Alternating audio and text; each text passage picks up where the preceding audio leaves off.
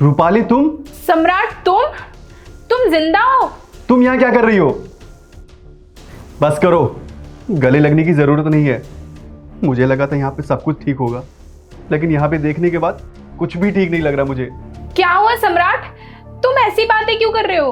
और तुम्हें क्या ठीक नहीं लग रहा है? यार सम्राट, कहीं मैं सपना तो नहीं देख रहा कि तू जिंदा है? और हमने तो टीवी पे देखा था कि तू शहीद हो गया है, तो तू यहाँ पे कैसे? तुम लोगों ने जो टीवी पे देखा वो बिल्कुल सही था। पहाड़ पे गोलियां चल रही थी, बम बरस रहे थे। उसी बीच हमारे कुछ सैनिक पहाड़ से नीचे गिर गए और उन गिरे हुए सैनिकों में से मैं भी था। उनमें से कुछ सैनिक बच गए थे, जो कि मैं तुम्हारे सामने खड़ा हूँ। लेकिन तुम लोगों को इस हालात में देख करके मुझे शर्म आती है। मैं बहुत पछता रहा हूँ कि मैं जिंदा क्यों बच गया। अरे मुझे वहीं मर जाना चाहिए था। कम से कम अपनी आंखों से ये दिन नहीं देखना पड़ता मुझे। सम्राट, तुम ऐसी बातें क्यों कर रहे हो? अरे भगवान का लाख लाख शुक्र है कि आज तुम हमारे सामने खड़े हो। हाँ सम्राट, तुझे यहाँ पर देख के मुझे बहुत खुशी हो रही है। मुझे तो लगा था कि मैंने अपने खास दोस्त को गवा दिया है, वो अब इस दुनिया में नहीं है। लेकिन तुझे यहाँ देख के सच में मुझे बहुत खुशी हो रही है। क्या कहा तुमने हर्ष? तुमको खुशी हो रही मुझको यहाँ देख करके? लेकिन मुझे तो नहीं लग रहा कि तुम बहुत ज़्यादा खुश हो। हर्ष, मुझे तुमसे ये उम्मीद नहीं थी। पता है तुझे, तू मेरा सबसे खास दोस्त था और तूने क्या किया? मेरी फैमिली के साथ ऐसा किया, मैं कभी सोच भी नहीं सकता हूँ। और रूपाली, तुमने मेरा ज़रा सा भी इंतज़ार नहीं किया। अरे मैंने तुमको कहाँ कहाँ नहीं ढूंढा, और मैं यहाँ पे आया तो मैं क्या देख रहा हूँ? तुमने घर बसा लिया, वो भी मेरे दोस्त के साथ।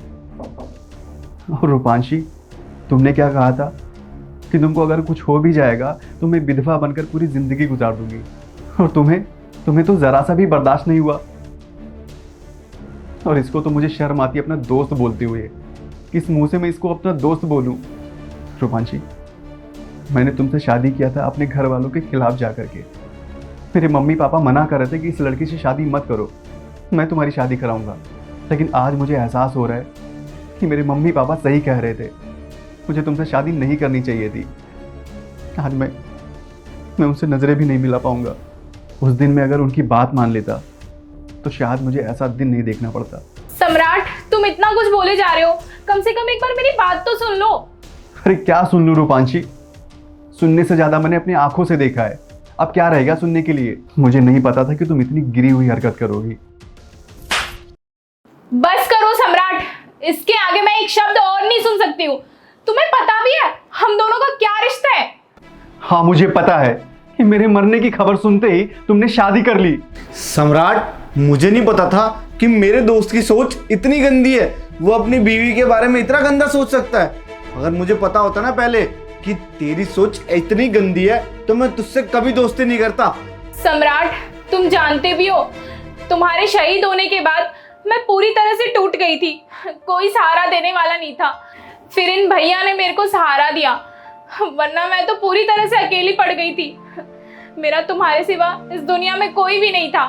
तुम तो जानते ही हो, बचपन में ही मेरे मम्मी पापा मेरे को छोड़ के चले गए थे। मैं घर में अकेली पड़ गई थी। फिर तुम्हारे इस दोस्त ने आकर के मेरे को समझाया कि भाभी, कब तक तुम इस घर में अकेले रहोगी।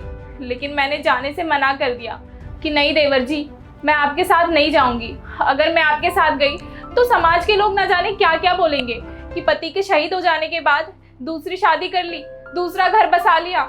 यही सब सोच के मैं इनके साथ नहीं गई। लेकिन फिर इन्होंने मुझे समझाया कि भाभी, अगर हम पति पत्नी के रिश्ते से जाएंगे तभी समाज के लोग हमें गलत समझेंगे। अगर हम भाई बहन के रिश्ते से जाते हैं तो हमें कोई गलत नहीं बोलेगा। बस तभी से हम लोग भाई बहन के रिश्ते से एक साथ रहते हैं। हाँ सम्राट, मैं तुझे अपना बहुत अच्छा दोस्त मानता था, और मेरी भी तो रिस्पॉन्सिबिलिटी बनती है ना कि तेरे जाने के बाद तेरी फैमिली का ख्याल रखूं। बस इसलिए मैं भाभी को यहाँ ले आया और हम साथ में रहते हैं। और आज भी मुझे वो सारे वादे याद है, और तुम पता नहीं न जाने क्या क्या बोले जा रहे हो। क्या तुम दोनों ने शादी नहीं की? मुझे माफ करना रूपांशी, ये मैं कैसे सोच सकता हूँ कि जिससे मैंने 7 फेरे लिए हैं, जिससे मैंने शादी किया है, वो मेरे लिए इतना गलत कैसे हो सकती है।